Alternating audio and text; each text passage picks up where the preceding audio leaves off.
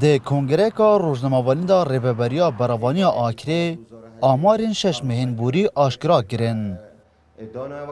ولودی فوان آماران نزدیکی 25 بویرین آگربربونه ین خانین ولاتیان چه بوینه و 6 ترومبر جی صوتینه.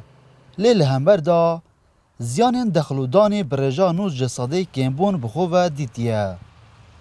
جمارا ریدان اف سال 2018 آن کل وانشش هیوین بوری ما صوتنا 25 مالا بیا یعنی 25 خانی هاتینا صوتن اف 25 مالا دیشم متا ال 20 الخانی بس لینانگه هنوان هاتینا صوتن یعنی مالتوام تمامی هنو هاتینا صوتن ما 6 ترومپل هبوینا که هاتینا صوتن ریدان دخلودانی اوین ضرر گشتینا جوتیار ما دیشم اف سالا بیشم تنها 8 میلیون دینار عراقی بیا برآورد گل سالا پار شنج متا نوت صده کمتر بوینا.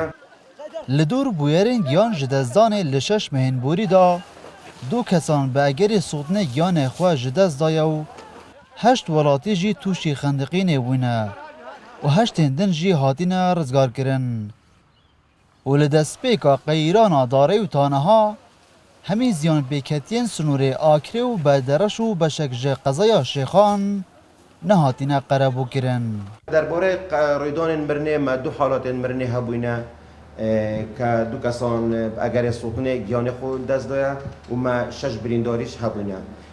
درباره ریدان خندقاندن اف سالات گل پارشین متا گلک هندک برستر بویا 8 حالات ریدان خندقاندن هبوینه و ما 8 حالتش پورتال کرنه هبوینه که هاتینا پورتال کرن گیان خود دست نداد. سال شیم متا حتی نو که 155 میلیون بوینه گلیت پار و پیرور هستی قیران داری دست بگیری اکید زیان زورن 2 میلیارد و در باست بند بس اکید بزن بر قیران دارایی نشاتانو که قربو کسی نوادیه کنه.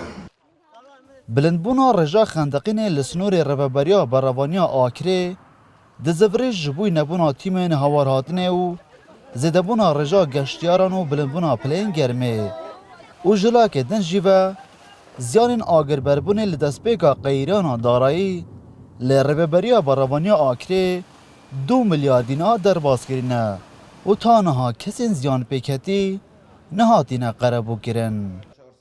دلبرین غازی، کرسات نیوز، آکره.